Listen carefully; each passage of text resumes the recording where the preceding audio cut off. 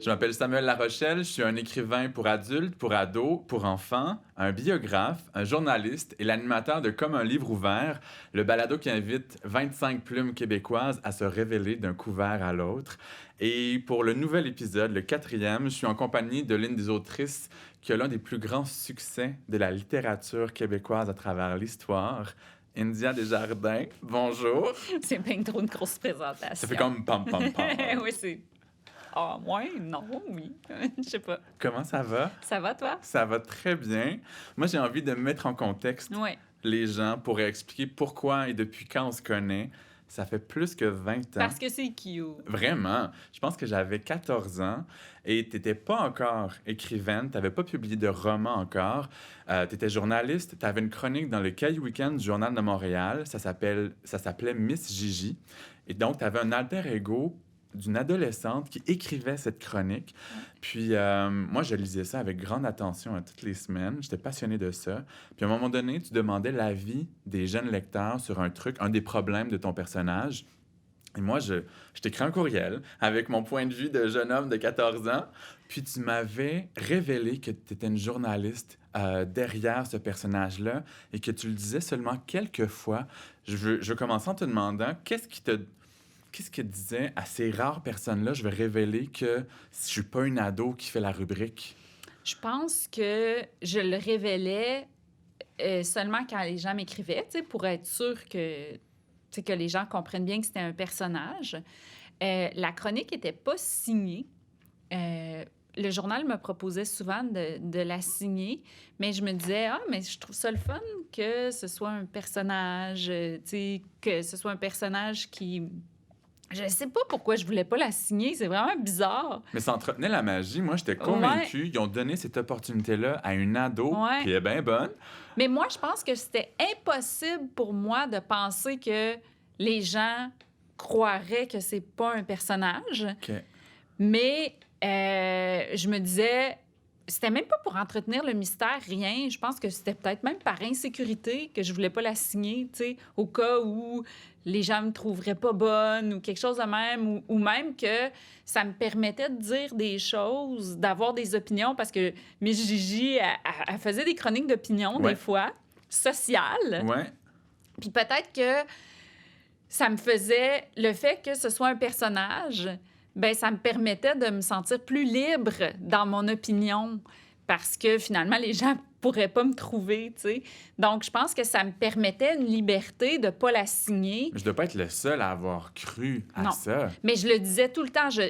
Quand un jeune m'écrivait et que le jeune pensait que c'était une vraie personne, comme toi, je le révélais tout le temps. Jamais j'ai fait semblant d'être une jeune ado. T'sais. Ça aurait été comme un catfish dans un autre contexte. Exactement. Puis ça, j'ai jamais fait ça. Ou quand quelqu'un me racontait des problèmes, je référais à tel jeune, des choses comme ça. Mais tu dis ça, mais peu après ce premier échange, on a entretenu une correspondance pendant des mois, voire des années. Puis avec le recul, je suis retourné voir ce que j'écrivais, c'était des pavés. Pour vrai? Je t'envoyais des longs courriels et tu répondais pas genre « je vais être gentil puis je vais faire 6 phrases », même s'il m'en envoyait 32. Tu répondais généreusement. Je comprends pas pourquoi t'as été aussi généreuse. Oui, peut-être que je manquais d'expérience. Fait que, tu sais, maintenant, mettons que des jeunes m'écrivent, je vais répondre de façon plus générale, puis je vais référer justement à des organismes. Ou je vais répondre un merci, puis quelque chose de général, avec peut-être une petite touche personnelle, puis tout ça. Mais je pense que dans ce temps-là, je devais avoir peut-être 23 ans, 24. Dans ce temps-là, je manquais d'expérience. Donc, puis en plus, j'avais déjà ghostwrité, puis ça, je dirais jamais... Pour quel projet? J'avais déjà ghostwrité une chronique de Courrier du cœur. Ah ouais? Ouais. Je te le dirai hors d'onde, c'est qui, ouais. Mais j'avais ghostwrité. Fait que j'avais une certaine expérience de répondre... à des courriers du cœur. Mais donc, on dirait que c'était tu sais, c'était mélangé un peu dans ma tête de, ben je vais essayer d'aider des gens.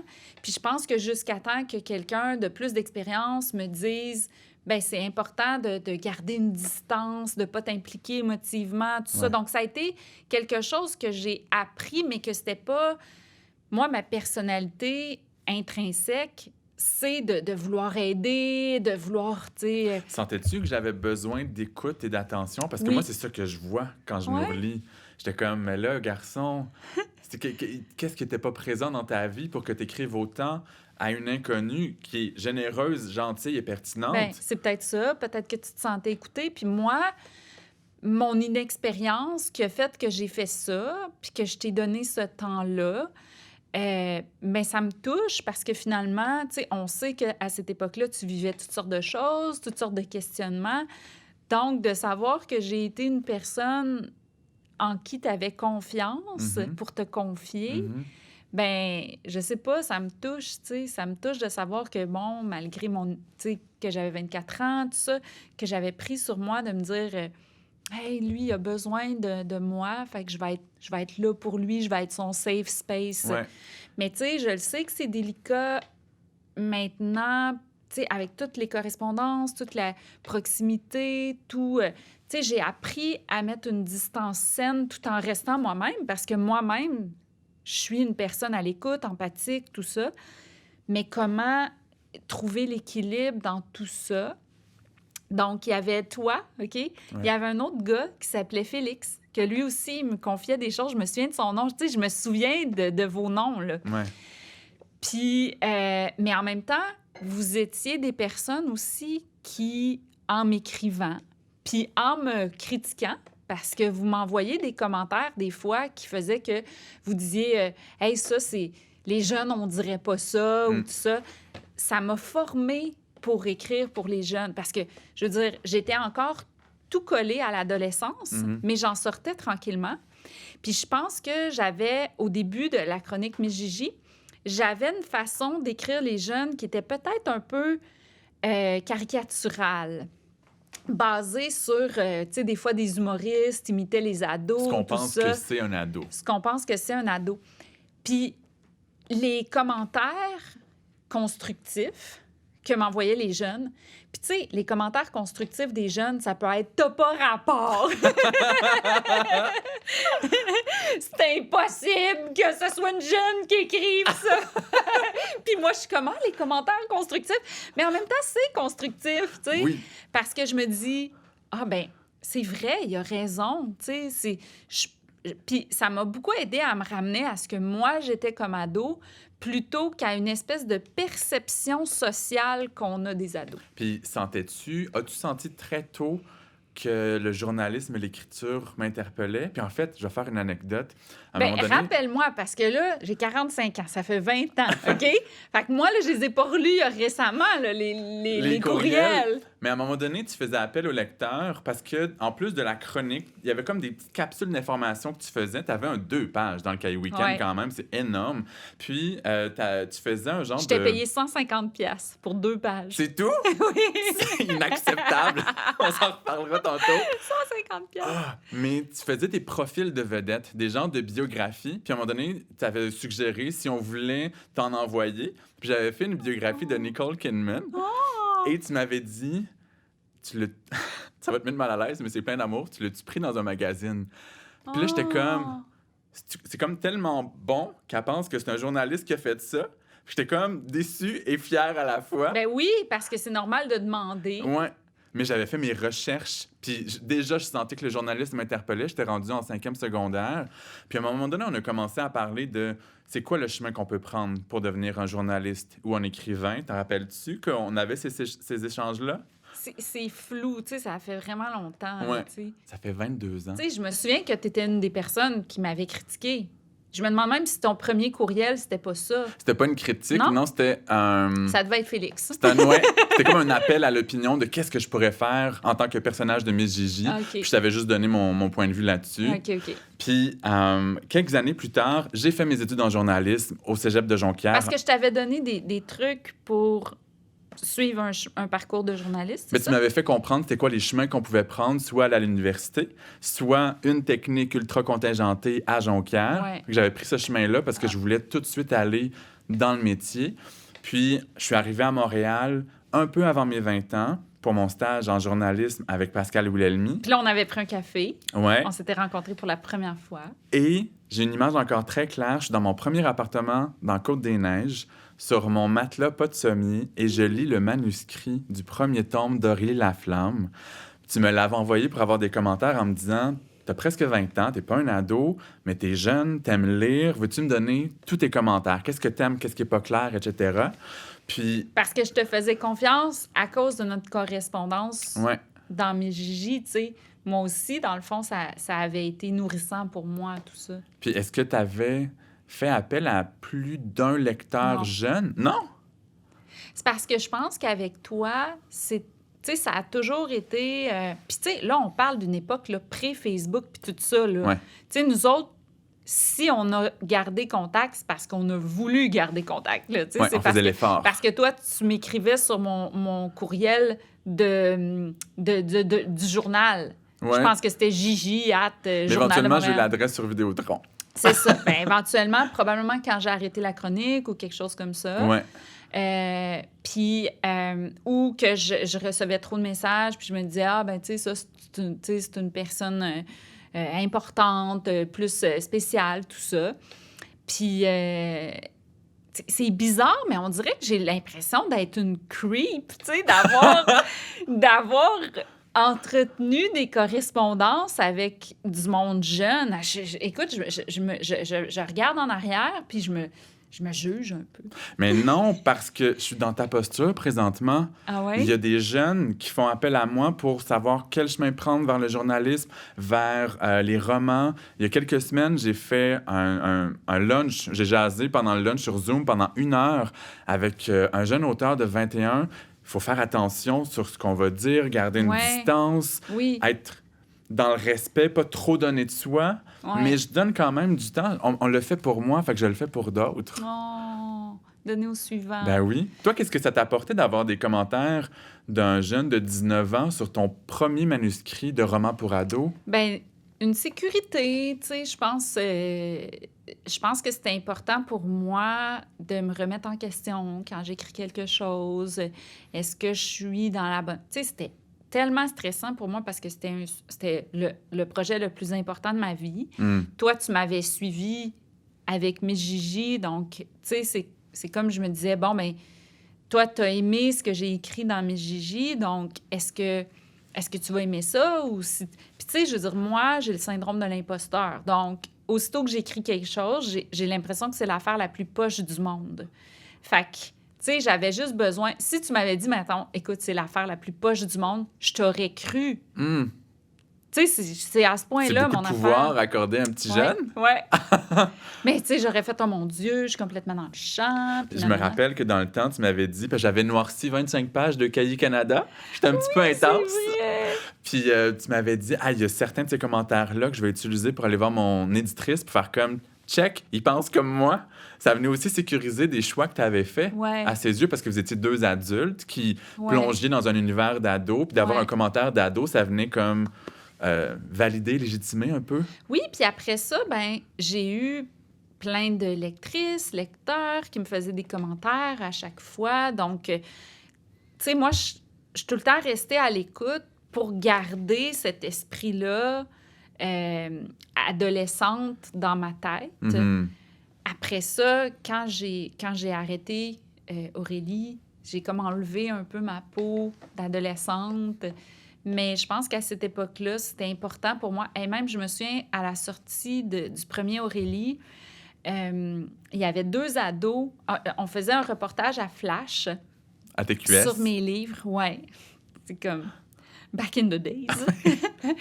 Puis il y avait 2 ados de 13 ans qui étaient les personnes qui allaient faire le reportage puis qui devaient commenter mon livre. Mm. Et moi, j'étais sûre qu'ils me diraient que j'étais dans le champ. J'étais certaine. Je m'en allais là avec tellement d'appréhension, puis je me disais, oh mon Dieu, les 2 filles vont me démolir. Ouais. Puis finalement, ils me regardaient avec des étoiles dans les yeux. Ils ont dit que, tu sais, ils avaient l'impression qu'Aurélie était leur amie. Puis peu importe ce que les gens pouvaient me dire après, là, Ouais. ces deux petites filles-là que j'ai encore dans ma tête, leur face, là, OK? M'ont donné, tu sais, m'ont donné des ailes, tu Elles t'ont sais. validé. Ouais, et m'ont dit, oui, ça nous ressemble. Puis en plus de faire appel à des ados, du moins d'accorder beaucoup d'importance à leur point de vue sur ta série pour ados, à mi-chemin de la série, je pense qu'il y a 8 tomes des Ouais. Aurélie. Ben là, il y en a eu un 9e, mais je le considère vrai. un peu comme un hors-série, vu que ça a été fait... Des années plus tard. Oui, Mais à mi-chemin, je pense qu'apparaît le personnage de Jean-Félix, ouais. qui est un jeune adolescent homosexuel. Tu vois, j'ai mélangé Félix Ouais, avec toi. ouais. Tu sais, c'est ça. Parce qu'on Mes était- 2 lecteurs de Mijiji avec qui j'avais une correspondance. Parce que j'imagine que lui aussi, il était gay? Non, Non? non, mais parce qu'il me semble qu'il me parlait de sa blonde. Ok. Fait que je pense que j'ai juste mélangé, tu sais, comme un hommage à mes 2 lecteurs, tu sais, dans le fond, qui m'écrivaient le plus souvent. Puis, tu sais, c'est vraiment étrange. Puis ça va vraiment...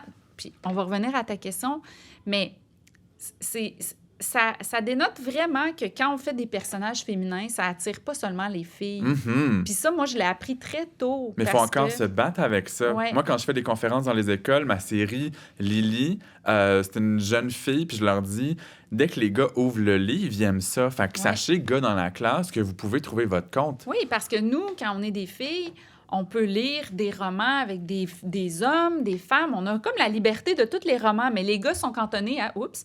Les gars sont cantonnés à juste les romans avec des personnages masculins. Ouais. Puis même, quand je donnais mes conférences au début, les gars levaient la main en disant « Tu vas-tu faire un personnage de gars un Mhm. moment donné? » Puis j'étais là « Il y en a assez! » Ouais. Tu sais, c'est rare les personnages féminins qui ont, tu sais, qui ont un rôle important, qui vivent toutes sortes de choses, qui sont plus que seulement l'objet ou le personnage à gagner ou tout ça. Mhm. Donc c'est, tu sais, les 2 personnes qui m'écrivaient le plus souvent à mes Gigi, c'était toi puis c'était Félix. Donc j'ai donné une partie du nom.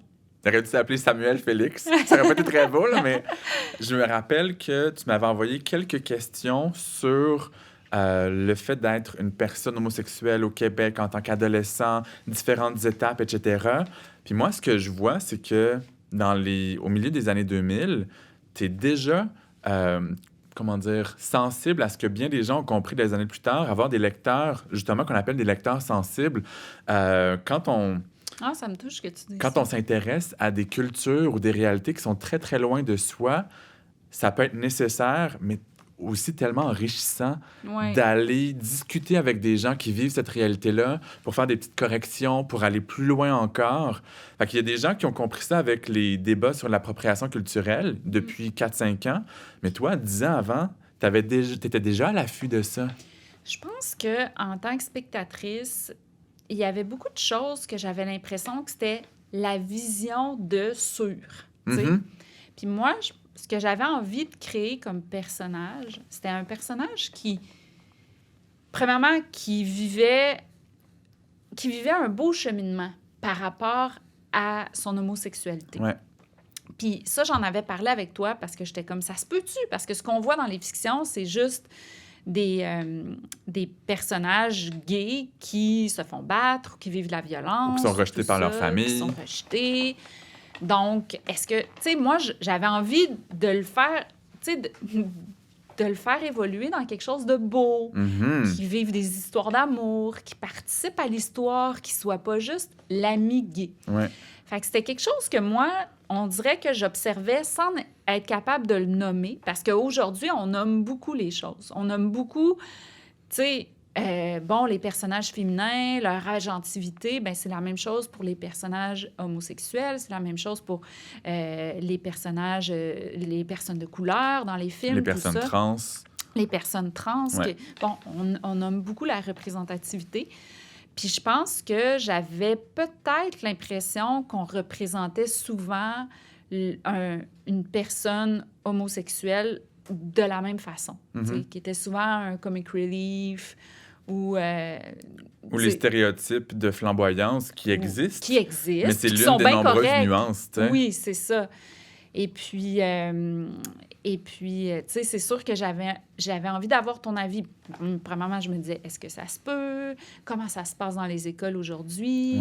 Ouais. Tu sais, j'avais envie qu'il soit incarné, mon personnage. Fait que c'est sûr aussi que te rencontrer, ça l'a inspiré. Puis il y a plusieurs personnes que j'ai rencontrées dans ma vie que j'ai mis dans ce personnage-là.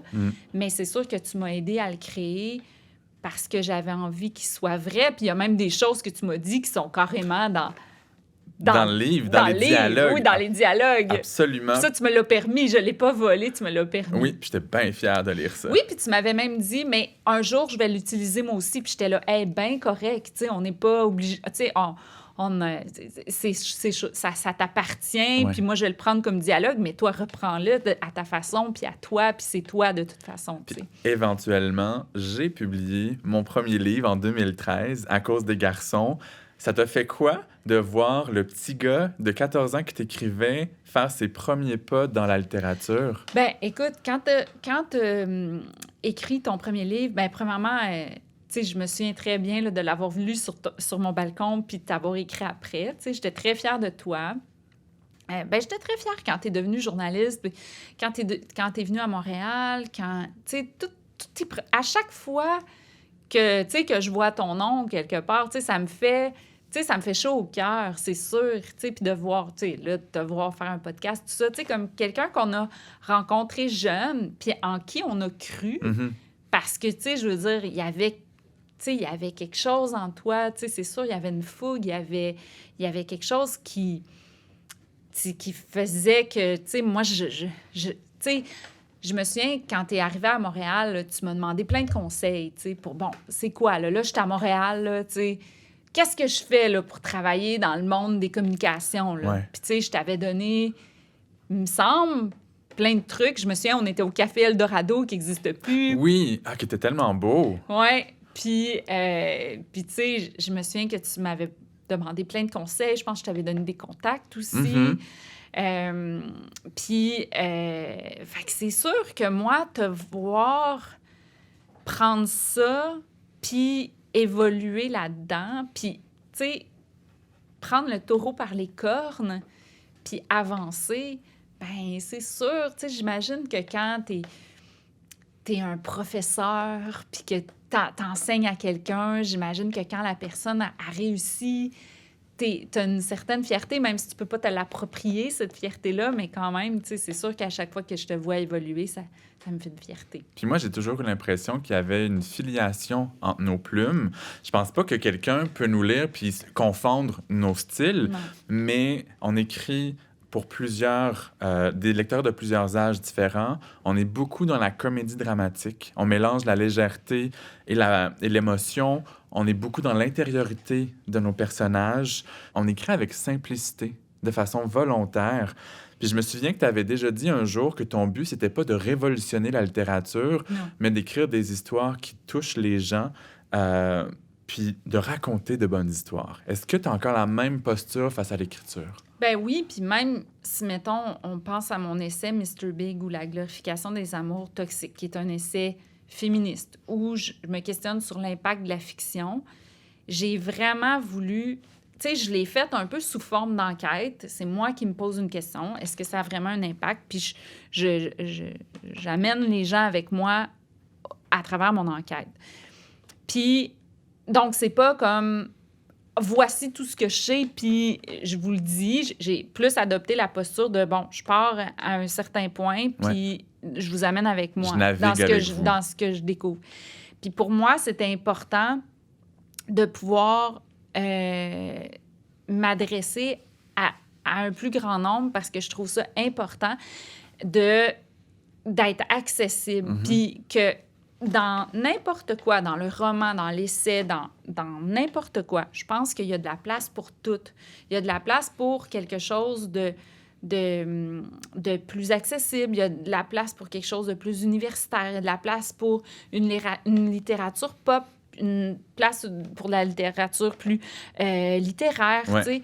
Puis je pense que un amène à l'autre. Tu sais, des Ouais. fois, tu vas lire des affaires super substantielles, puis là, tu as besoin de légèreté. Puis là, des fois, tu lis plein d'affaires légères, puis là, tu as besoin de quelque chose de plus touffu. Tu sais, je pense que c'est ça qui fait qu'il y a de la place pour tout. Puis donc, je réponds trop longtemps pour te dire, oui, moi, j'accepte que moi, ce que j'ai décidé de faire, ben c'est ça. Puis peu importe, là, je pense que même si je sortais quelque chose que je considère plus littéraire, les gens vont toujours avoir la perception de moi de quelque chose de pop. Ouais. Puis même si, mettons, certains de mes livres jeunesse sont pas plus pop que d'autres livres jeunesse, tu sais, de gens plus littéraires, mais les gens vont toujours avoir cette vision-là de moi. Puis il y a des fois que ça me créait peut-être des insécurités, tu sais, de me dire, ben c'est bizarre que les gens ont cette perception de moi, tu sais, mais en même temps, je l'accepte, tu sais. Puis c'est drôle parce que quand je relis Aurélie, ces temps-ci, j'ai relu les Aurélie avec un œil, tu sais, de 2020 parce qu'il y avait des choses que je trouvais qui avaient mal vieilli, puis je voulais les dire de façon plus délicate. Tu sais, je veux pas changer l'époque. Je l'ai écrit en 2006, puis tu sais, on dirait que maintenant, je les considère vraiment comme des romans d'époque. Donc, je veux pas changer les références culturelles ou des choses comme ça parce que c'est le fun que ce soit ancré dans début 2000, puis tout ça. Mais des fois, il y a des petites choses, tu sais, que je trouve qui sont peut-être dites de façon moins délicate, puis ça représente moins mes valeurs d'aujourd'hui. Donc, je le mets à jour. Mais tu sais, quand je regarde certaines choses, tu sais, Aurélie, pour certaines personnes, c'était quelque chose de girly, quelque chose de pop, tout ça. Puis je regarde, puis il y a tellement de ces préoccupations qui sont des préoccupations d'aujourd'hui, comme par exemple, à un moment donné, elle lève sa main en classe, ils sont en train de parler de l'histoire de l'Amérique, puis ils parlent de Christophe Colomb. Puis là, elle lève la main, puis elle dit, ben voyons, c'est quoi le rapport qu'un dude cherche l'Inde, puis arrive en Amérique, puis il a tellement confiance en lui qu'il appelle ça l'Inde quand même, puis il appelle les habitants des Amérindiens. Voyons, c'est quoi le rapport? Tu sais, il est donc bien moron, tu sais. Puis le prof, la bouche un peu, là, tu sais, il dit qu'elle a tort et tout ça, puis elle se pose des questions là-dessus, mais je me dis, hey, c'est des questions là, qu'on est en train de transformer aujourd'hui, puis moi, là, c'est dans un roman de 2007, tu sais. Dans la bouche d'une ado. Dans la bouche d'une ado qui est pas d'accord avec ce qu'elle apprend parce qu'elle a l'impression d'apprendre quelque chose qui a été déterminé par des gens qui n'ont pas sa logique à elle, qui est pas cette logique-là de la norme, tu sais. Puis je me dis, ah, c'est fou. Puis, tu sais, je pense que la perception que certaines personnes pouvaient avoir de cette série-là était basée sur pas une lecture approfondie de ce que j'avais écrit. Puis que moi, je suis quand même fière que ces romans-là, encore aujourd'hui, tu sais, il y a des gens, des fois, qui ont 30 ans puis qui m'écrivent, tu sais, hey, ça m'a aidé à traverser mon adolescence. Aurélie, hey, l'autre jour, là, il y avait une jeune fille qui est une entrepreneure. Puis elle me dit, « Ah, Aurélie m'a aidé à trouver ma place, puis tout ça. » Puis j'étais comme, « Ah, wow! » Puis là, j'admire cette fille-là, tu sais. Puis, veux pas, si je me rappelle bien du sous-titre du premier, c'est « Extraterrestre sur Terre ». Extraterrestre ou presque. Ou presque, c'est vrai. Mais tu sais, ce sentiment de se sentir différent de tout le monde, il y a beaucoup d'adolescents Exactement. qui le vivent. Fait que d'être accompagné par une lecture comme ça a un effet énorme. Mais tu sais, cette idée de simplicité, selon moi, n'enlève pas une volonté de travailler le style, mais dirais-tu que le fond va passer avant la forme? Malgré tous les efforts que tu fais pour bien écrire, est-ce que le fond est plus important que la forme? Moi oui. Tu sais. Ouais. Je veux dire, moi j'écris comme j'écris. Tu sais. Je ne vais pas essayer là, de faire comme « Ah, quel beau mot je pourrais utiliser pour que les gens me trouvent donc une bonne autrice. » Tu sais. C'est comme... Cette réflexion-là n'arrive jamais. Ou comment je pourrais déconstruire l'histoire et la narration pour qu'on me dise j'ai réinventé le roman. Ouais, non. T'es pas là-dedans, hein? Non, pas du tout. Tu sais, c'est... Moi, j'y vais, tu sais, comme je suis mon cœur dans ma façon de raconter les choses. Puis je fais beaucoup de réécriture aussi. Donc, tu sais, c'est sûr que j'essaye de le raconter de façon la plus simple possible. Puis moi, j'ai de la difficulté à garder mon attention sur des livres. Donc, je l'écris vraiment pour les gens comme moi qui ont de la difficulté à lire. Ouais. Puis moi, un beau compliment pour moi, là, c'est une personne dyslexique qui me dit qu'il est capable de lire mon livre. Ou Parce quelqu'un que- qui a dit, ça faisait 10 ans que je lisais pas, puis finalement, j'ai lu le tien Ouais. comme ça. Tu sais, ramener des gens vers la lecture. Moi, je fais tellement d'efforts pour que ça coule, que ça soit fluide, qu'il y ait un rythme. C'est ça, le rythme. Le rythme, tu sais, mettons, je ne vais pas nécessairement travailler ben, tu sais, le style, c'est quelque chose qui est naturel. Tu sais, tu peux pas travailler ton style, tu sais. Mais ça peut être dans tes choix qui fait partie de ton style de dire « Hey, moi, tel mot, là, je trouve que c'est plus punché à la fin que là. » Ou d'enlever des fois des mots qui sont trop... Moi, des fois, là, je fais des trop longues phrases. Là. Je me souviens, pour mon essai, là, c'était Stéphane Dompierre, mon éditeur, là. Puis il disait « Hey, my God, cette phrase-là... » Tu sais, comme, tu peux mettre 20 points là, dans cette longue phrase-là. Ouais. Fait qu'il y a des choses aussi comme ça qui se travaillent parce que moi, je pense que quand j'écris tellement, tu sais, comme j'écris avec tout mon... Tu sais, c'est un mélange, hein, parce que t'as l'imaginaire, t'as ce que tu veux dire, t'as ce que tu veux raconter, t'as toutes sortes d'émotions quand t'écris, tu sais, je sais pas toi si c'est comme ça, mais tu sais, c'est pas quelque chose qui part nécessairement juste de la tête. Ben, moi, comme je te disais tantôt, je connecte beaucoup, je me reconnais beaucoup dans cette idée de simplicité avant tout, d'attention pour le rythme. Puis à la base, je pense qu'on a tous les deux un style qui est intéressant, qu'on améliore à force de travail, de répétition, puis de projet en projet. Mais là, je vais donner un exemple super extrême, là, même un peu ridicule. Mais on a tous entendu parler je pense, d'un livre qui a été écrit sans la lettre E. Moi, De Georges Perec. ces défis-là, La disparition de Georges je Perec. trouve ça niaiseux, là. Ah oui? Puis je sais qu'il y a plein de défis que certains auteurs et autrices se lancent pour réinventer. Puis ça peut donner des trucs le fun. Mais souvent, je suis comme... Mais ton histoire est plate. Ou j'ai rien En même temps, ressenti. moi, j'aime ça, tu sais.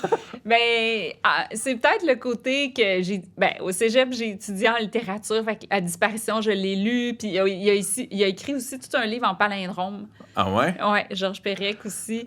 Puis, ben, moi, ça m'impressionne quand même. Tu sais, il faut quand même, là, tu sais... Mais oui, c'est vrai que ça peut peut-être donner... Mais en même temps, c'est le fun que ces petites pépites-là existent. Oui, mais je suis peut-être paresseux parce que je suis comme... Moi, je ferais pas ça. Puis ça s'arrête là. Hey, non, mais moi aussi, là, tu sais, c'est pas... Mais en même temps, on sait pas.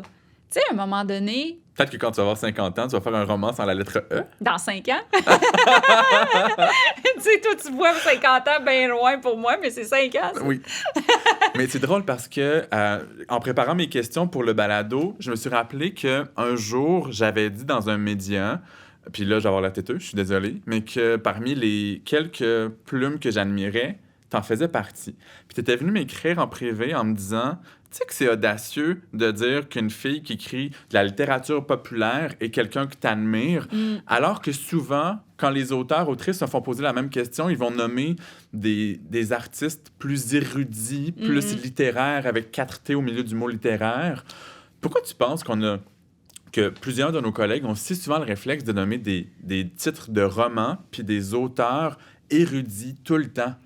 Je pense... Ben, écoute, nous, avec certains amis là, du milieu littéraire que je nommerai pas, on a un gag qui est... Si une personne nomme L'hiver de force de Régent Ducharme dans ses choix, ce qui est... Tu regarderas, là, quand mettons, des gens se font demander c'est quoi leur lecture préférée, Ouais. L'hiver de force de Régent Ducharme, on dit cette personne ne lit pas. Mm-hmm. Mais pas parce que c'est pas bon, parce que c'est impossible que dans tes 5 romans marquants, ce soit le roman que tu as lu au secondaire obligatoire qui t'a marqué, tu sais. Ouais.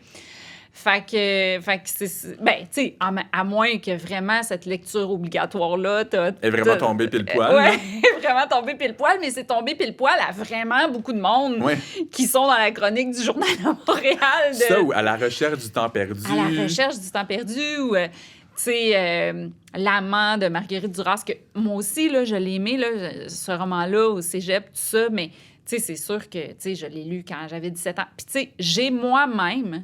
OK, déjà, dit OK, je nommais tout le temps avant, j'avais tellement peur de mes propres choix, de la perception qu'on pouvait avoir de moi, surtout que j'avais l'impression que les gens me prenaient déjà pour une nunuche, que je voulais pas avoir l'air nunuche. Fait que je disais des choix qui n'étaient pas nécessairement mes vrais choix. Puis à un moment donné, j'ai eu à me faire un ajustement parce qu'il y a plusieurs années où j'ai lu moins. Tu sais, comme pendant que j'écrivais Aurélie, j'ai lu moins parce que j'écrivais beaucoup dans la journée. J'avais plus de difficultés à lire. Fait que j'allais justement dans mes choix de cégep, tu sais. Lire Harry Potter parce que c'est réconfortant. Ben, là, à un moment donné, j'ai commencé à dire la vérité. J'ai commencé à dire que j'aimais Harry Potter. Puis, tu sais, je me sentais plus raccord avec ce que j'étais. Mais longtemps, j'ai dit, comme par exemple, Le Parfum de Patrick Süskind. Mais c'est vrai que ce livre-là m'a marqué. Mais quand j'y repense aujourd'hui, tu vois, j'avais déjà dit ça sur des chroniques de la Fabrique culturelle. Puis à un moment donné, je leur ai écrit parce que là, ils voulaient reconduire la capsule. Puis j'ai dit, écoutez, finalement, je suis plus à l'aise avec ce livre-là parce que je trouve que c'est un livre qui est beaucoup un monstre qui tue des femmes. Puis c'est vrai que ça m'a marqué au cégep parce que sa façon de décrire les odeurs, on dirait que ça m'a amené à moi-même, dans ce que j'écris, d'écrire les odeurs. Et c'est une prémisse hyper originale. Fait que c'est quelque chose de marquant. Oui, c'est quelque chose de marquant. Mais aujourd'hui, je voudrais plus le nommer dans mes livres marquants parce que, premièrement, depuis le cégep, d'autres livres m'ont marqué. Fait que c'est correct, là. Tu sais, Le Parfum, c'est correct, là. Mais en même temps, c'est comme bien vu de nommer Le Parfum. Mais c'est donc bien naïf ce que je veux dire, mais j'ai du mal à comprendre pourquoi on essaie tant de bien paraître avec des choix érudits comme ça. C'est ça. Moi, j'ai plein de complexes dans la vie, là, que ce soit intellectuel ou physique. Je suis pas plus parfait que les autres. Mais dès le départ, j'ai assumé que j'aimais Harry Potter, j'aimais India Desjardins, j'aimais Kim Thuy, que quand tu me demandes mes 3 romans préférés, je vais encore te nommer une de mes lectures quand j'étais ado, avant que tu publies.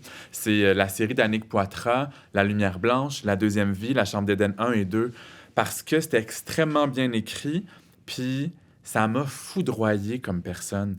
Puis je replongerai là-dedans, sûrement avec encore beaucoup de bonheur à mon âge, à 35 ans. On dirait que j'ai toujours assumé beaucoup ça. Ben, tu sais, c'est vraiment... Tu sais, c'est vraiment tout à ton honneur.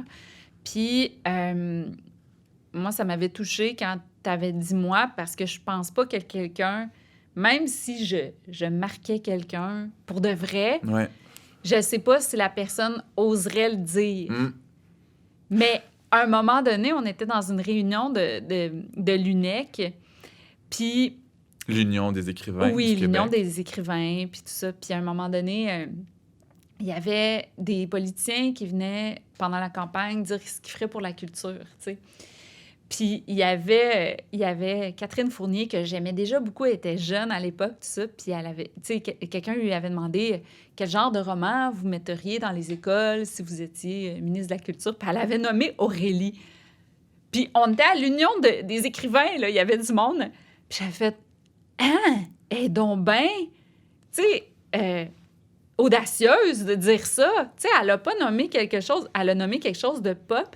Puis je trouve que, pour moi, ça dénote toute son authenticité. Puis quand je regardais sa récente campagne avec ses pancartes magenta, puis tout ça, puis pour moi, ça reflétait vraiment, finalement, dit des choses sans essayer de bien paraître. Ou d'être comme tout le monde. Puis tu vois, Ouais. il y a 2 secondes, en te parlant, j'ai un peu trouvé la réponse, peut-être pourquoi je m'assume. Parce que adolescent, j'ai dû faire un chemin pour assumer une orientation sexuelle différente de la moyenne.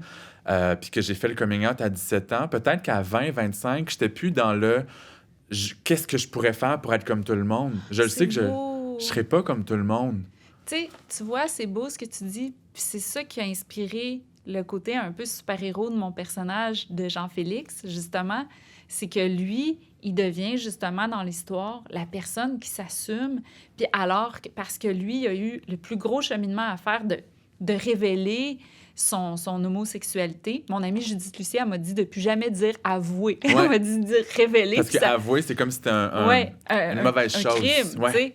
Fait que j'ai changé ma façon de dire. Ben, tu sais, j'avais jamais remarqué. Ouais. Puis là, elle m'a fait remarquer ça. Bonjour, Judith. Puis tantôt, tu as nommé le fait que tu avais l'impression que certaines personnes du milieu ou peut-être du public croyaient que tu étais nunuche. As-tu Ouais. l'impression qu'on t'a beaucoup regardé de haut ou qu'on te regarde encore de haut? Oui.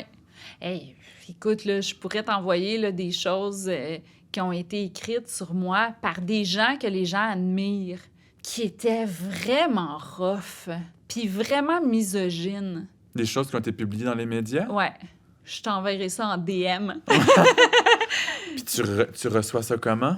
Écoute, à un moment donné, il y avait quelque chose de tellement rough, là, d'un chroniqueur vraiment très apprécié que je nommerais pas, que quelqu'un m'avait écrit puis m'avait dit « T'aurais-tu besoin qu'on aille prendre un café? » Quelqu'un, tu sais, un président de compagnie, là, tu sais, que je croisais juste quelques fois, tu sais, qui m'avait dit, tu sais, je veux juste te dire que, tu sais, t'es très apprécié puis qu'il faut pas que tu te fies à ça. Hmm. Tu sais, ça disait... j'étais dans une liste de femmes marquantes du Québec, puis ça expliquait que pour les ados, j'étais quelqu'un à qui ils pouvaient s'identifier, qui était, une autrice, qui gagnait ma vie avec des mots, puis avec un Alors que personnage. c'est extrêmement rare de gagner sa vie avec sa plume. Oui, puis tu sais que c'était mes histoires qui faisaient qui tripaient sur moi et non pas ma personne ou, tu sais... Ouais. C'était beau ce qui était écrit, puis leur raison de m'avoir choisi. Puis là, le chroniqueur avait dit que j'avais pas d'affaires là, puis tu sais, que... Tu sais, je veux dire, c'est arrivé pour vrai, j'ai pas... puis il y en avait un autre à un moment donné sur mon film qui m'avait... écoute, c'était tellement... Tu sais, il avait dit quelque chose comme... moi, là, j'ai aucune fifille en moi, fait que je peux pas apprécier ça, puis je bannirais le rose. Et moi, là, de lire « Je bannirais le rose », là, on dirait que ça m'a fait encore plus revendiquer le rose, Ouais. tu sais. Puis cette foutue idée de j'ai pas de fifille en moi, Ça, ou là. pas de sensibilité, ou pas de côté pétillant, ou c'est tellement rétrograde puis genré. Oui, Et que je parce suis plus que, capable. regarde, mettons, tu sais, tu vas prendre, moi, mettons, tu sais, qui était bobli, tout ça, que ça me fait paraître niaiseuse, mais tu vas regarder des gars qui ont des personnalités plus bobli, que eux, ça les fait paraître, bien paraître, Ouais. tu sais. Donc... Ils sont spontanés, ils sont foufous, oui. ça passe bien. Oui, c'est ça. Fait que, tu sais, des fois, c'est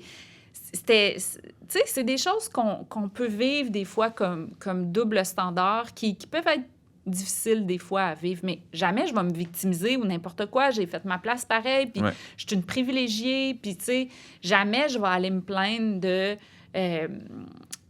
ça, mais c'est quand même des choses avec lesquelles j'ai dû composer et qui m'ont nourri dans mon sentiment d'imposteur, qui m'ont nourri dans mes insécurités, qui m'ont nourri dans l'idée que j'avais peut-être pas ma place dans le milieu littéraire, qui m'ont nourri dans l'idée que j'étais pas assez bonne, pas assez... Puis tu sais, à chaque fois, mettons, que je vis quelque chose de différent dans un autre pays, je suis tout le temps surprise. Je me dis, mettons, tu sais, comme... Quand j'avais gagné le prix en Italie, À ou Bologne. même quand à Londres, mon livre a été choisi pour faire partie de... Bref, c'est un événement qui met à l'avant l'empathie, puis qui choisit des livres pour aider les jeunes à comprendre certaines réalités. Ouais. Donc, ça, c'était mon livre de cancer, mais il y avait des livres qui parlaient de toutes sortes de réalités, d'handicap, Donc, quand je vis des choses dans d'autres pays, je reste tout le temps surprise que la perception ne vient pas avec un a priori. Ouais. Ou même, quand j'avais eu une super belle critique des Aurélie dans Le Figaro, qui est un journal français, intellectuel un peu, je pense, j'étais comme... Hein? Tu sais, que c'était une critique qui supposément, tu sais, sévère, tout ça, puis qui notait vraiment le côté plus en profondeur de l'histoire. Ça m'avait vraiment touchée puis surprise parce qu'à chaque fois que ça arrive, je me dis, la personne, elle a vu au-delà, elle a vu vraiment ce que je voulais aller toucher avec mon histoire. Puis en termes de perception, malgré ce genre de commentaires désagréables que tu as obtenus, depuis 2005, tu es au sommet des ventes à plusieurs reprises. C'est pour ça qu'il ne faut pas se plaindre, tu sais. Oui. C'est des choses qu'on vit qui fait de la peine, mais ça n'empêche pas de... Mais je ne vais pas enlever la légitimité de ce que tu ressens par rapport à ces commentaires-là. Mais ça, c'est le public. Le public, puis, tu sais, ce que le milieu peut percevoir, c'est deux affaires. Mais au-delà d'être au sommet des ventes, très souvent, tu as des longues files dans les salons du livre, puis tu as une grosse couverture médiatique. Ouais. Comment c'est perçu par tes pairs dans la littérature? Bien, ça, je le sais pas. Je pense que les gens me le disent pas. Moi, là, sais-tu comment j'essaye de pallier à ça? J'essaye de pallier à ça en essayant de donner de la visibilité aux gens qui en auraient moins que moi. Donc, en parlant des livres des autres, des fois, là, en essayant de faire du lobbying, auprès de certaines personnes pour, certains livres de mes amis, de gens que je connais ou de gens que j'admire. Il y a des gens que je connais même pas, que je vais parler de leurs livres, puis ils le savent même pas, là, tu sais, Mais ça, là, ce que tu nommes à très petite échelle, parce que je n'ai pas ton succès, mais j'ai trouvé ma place dans le milieu. Puis quand j'initie des projets comme un cabaret littéraire dans ma région natale ou un cabaret littéraire LGBTQ+, à Montréal, je sens que les institutions considèrent que j'ai fait assez de choses pour me faire confiance, me donner la responsabilité d'organiser ça. Et là, j'invite plein de plumes que je fais shiner. Puis j'ai moi-même beaucoup de plaisir à animer, etc. Je trouve que c'est pas un réflexe très développé chez les littéraires de faire shiner les autres. Bien, c'est normal parce que c'est un milieu où c'est comme on part pas avec tous les mêmes privilèges. On part pas avec toutes les mêmes... C'est difficile de faire sa place. Puis encore plus aujourd'hui qu'à l'époque où moi, j'ai sorti mes premiers livres parce que on dirait que l'offre s'est multipliée. Oui, il y a tellement de livres. Il y a vraiment beaucoup de livres. Puis je sais pas comment toi, tu te sens en tant qu'auteur là-dedans, mais moi, des fois, quand j'apprends que telle biographie de telle vedette a été ghostwritée, tout ça, tu sais, moi, il y a quelque chose qui... Tu sais, je me dis, ben si t'es pas capable d'écrire ta biographie, ton autobiographie, je te parle pas des biographies qui sont écrites avec un rédacteur. Par des gens comme toi, t'as fait, puis que ton nom, il est là, très clair. Tout le temps. Et que le biographe va avoir son point de vue, va amener son... Mais quand c'est caché, tu sais, puis que la personne, sur ses réseaux sociaux, c'est mon livre, puis tout ça. Tu sais, à la limite, je me dis, est-ce que cette personne-là sait qu'un livre, la personne qui l'écrit, c'est plus son livre, tu sais, que toi, t'es le sujet, à la limite. Ouais, est-ce qu'elle est consciente de la valeur d'un livre? Oui, puis, tu sais... Puis là, de voir tous ces projets-là, les projets de vedettes qui sont écrits par d'autres personnes, tout ça, moi, il y a quelque chose qui me dérange là-dedans. Pas pour moi, parce que moi, tu sais, j'ai fait ma place, puis tout ça, puis à la limite, admettons que demain, j'en aurais plus de place, ben je me dirais, OK, j'ai eu un bon parcours, puis tout ça, puis je laisse la place aux autres, puis tu sais, je l'accepterais avec humilité. Mais on dirait que ça me fait de la peine pour les autres qui ont de la difficulté à se faire de la place, puis ils peuvent pas partir sur le même pied d'égalité. Puis je pense qu'à l'époque où moi j'ai commencé, quand tu commençais dans le milieu littéraire, tu commençais un peu sur le même pied d'égalité quand tu arrivais parce qu'il y avait moins de ces espèces de projets-là qui étaient des projets de marketing un peu. Des gens déjà établis dans la popularité puis qui soudainement viennent écrire. C'est ça. Fait que je comprends ça, mais en même temps, tu sais, tu parles de privilèges. Je suis conscient des miens, mais mettons, si je compare, c'est full déplacé ce que je vais faire, mais en même temps, ton succès et mon succès, j'ai encore 1000 escaliers à monter pour me rendre là. Même chose, mettons, Kim Thuy, Dany Laferrière. Puis là, la suite de ma question ne vous concerne pas tous les trois, mais je trouve qu'il y a beaucoup de gens qui ont plus de succès que moi, qui sont très peu généreux, qui vont pas faire shiner les autres, qui profitent pas justement du fait qu'ils ont une tribune très forte pour que d'autres grandissent tranquillement. Mais ça va avec souvent de pas nécessairement en prendre conscience ou prendre conscience de ses privilèges, tu sais. Puis peut-être que moi, là, tu sais, en plein, dans toute ma vague d'Aurélie, peut-être que je prenais pas le temps non plus, tu sais, de le faire pour les autres. Peut-être que oui, peut-être que non, je m'en souviens plus. Peut-être que j'étais juste dans l'effervescence, tout ça. Tu sais, je pense que c'est juste à un moment donné, c'est une prise de conscience où tu te dis « Ah, ben moi, je vais faire ça. » Puis des fois, les gens le font dans l'ombre aussi, donc on sait pas, tu sais. Parce que moi, il y a des choses que je fais publiques, puis il y a des choses que je fais dans l'ombre. Aussi, donc, je pense pas que ça dénote quelque chose de négatif sur ces personnes-là, parce que, tu sais, on a toutes des fois nos angles morts. On sait, des fois, on prend pas le temps de voir ce que les personnes vivent ou de prendre conscience, justement, de nos privilèges. Tu sais, il y a beaucoup de gens, il y a une espèce de discours avec lequel moi, je suis pas d'accord, mais qui disent « Hey, moi, j'ai travaillé fort pour me rendre là. » Puis là, c'est comme s'ils veulent que, tu sais, le chemin de croix que toi, t'as vécu. Puis, tu sais, moi, j'en ai vécu des difficultés, tu sais, dans mon parcours. Tu sais, j'ai reçu beaucoup de refus. Après ça, toutes mes années d'Aurélie, c'était énormément de travail, de conférences en même temps que j'écrivais des livres. Aujourd'hui, je repense à ça, là, c'est impossible. Je serais jamais capable de refaire ça, de repasser par là. C'était tellement de travail. Puis là, ben, il y a des gens qui vont se dire « Hey, moi, là, j'ai tellement travaillé, là.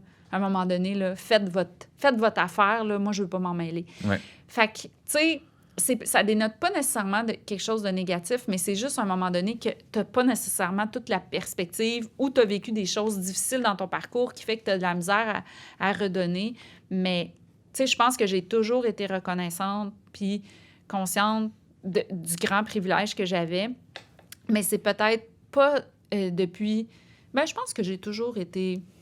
Tu sais, je t'ai donné des contacts, puis tu sais, j'essaie de me faire une grosse critique de moi-même, mais... Je trouve que ce que tu dis, c'est plein de nuances, puis plein de compassion. Je pense qu'il y a quand même un peu beaucoup de tirage de couvertes dans le milieu, malgré tout. Mais je veux t'amener ailleurs. Peut-être que t'en es un peu, tu sais, dans les débuts, puis que tu ressens ça, puis que moi, tu sais, je sais pas, tu sais, je sais pas si c'est une question de nouveau groupe d'auteurs versus mon groupe à moi que... Tu sais, je sais qu'il y avait des gens un peu plus vieux qui nous disaient « Ah, c'est beau de vous voir, tu sais, vous avez l'air, votre génération, à bien vous entendre puis à vous encourager. » Fait que je sais pas si ça a été juste une question de notre groupe à nous. Tu sais, je le sais pas, j'ai pas nécessairement ressenti une expérience... tu sais, je vais te raconter quelque chose, là. La première fois que j'ai fait Tout le monde en parle, il y a des gens dans le milieu littéraire qui ont arrêté de me parler, avec qui je discutais dans les... Est-ce que c'est ça? Est-ce que c'est moi, j'ai fait quelque chose de pas correct? Est-ce que c'est... Tu sais, tu te poses tout le temps la question, tu sais. Mais après, tu peux jamais savoir exactement c'est quoi. Tu sais jamais si c'est quelque chose que tu as fait, quelque chose que tu... Tu sais, ça reste que c'est tout intangible, tout ça. Puis je pense que... Tu sais, je pense aussi le fait que... Tu sais, quand les gens sont surpris d'apprendre que dans le milieu littéraire, un best-seller, c'est entre 2 et 5 000 copies vendues. Il n'y a pas d'argent à faire avec le livre, à part pour certaines personnes. Tu sais, moi, je me sens privilégiée, je vis de ma plume maintenant, je pense que toi aussi. Puis on est des rares privilégiés qui sont capables de faire ça. Mais je pense que ça amène aussi cette fin-là Puis moi, je me dis souvent, si là, j'avais pas réussi, est-ce que j'aurais cette faim-là, moi aussi? Est-ce que je me dirais, mais pourquoi pas moi? C'est particulier parce que, tu sais, ce que tu dénotes, c'est il peut y avoir beaucoup d'envie, il peut y avoir de la jalousie, parce qu'on peut voir, mettons qu'on est conscient de nos privilèges, puis qu'on joue franc jeu, le fait qu'on ait tous les deux été des journalistes, puis qu'on avait des contacts dans les médias, ça peut nous avoir ouvert des portes, attirer l'attention pour qu'on parle de nos livres et que ça rejoigne le grand public. Je suis sûr que dans mes années, le fait d'être un auteur ouvertement gay, qui crée sur des personnages ouvertement gays, puis que ce soit plus grand public, ça vient ouvrir des portes aussi.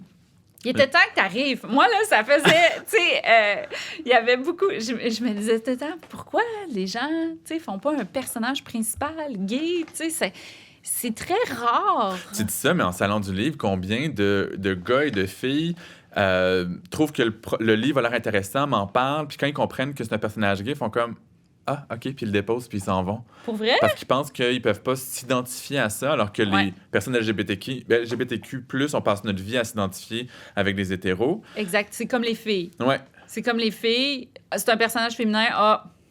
Puis, tu sais, dans les autres facteurs qui peuvent jouer en notre faveur, c'est le fait qu'on soit généreux en entrevue, parce qu'il y a des écrivains qui ont besoin d'être devant l'écran, puis prendre le temps d'exprimer, de réfléchir à leurs propos, puis qui ont de la difficulté de faire une entrevue à la radio, à la télé.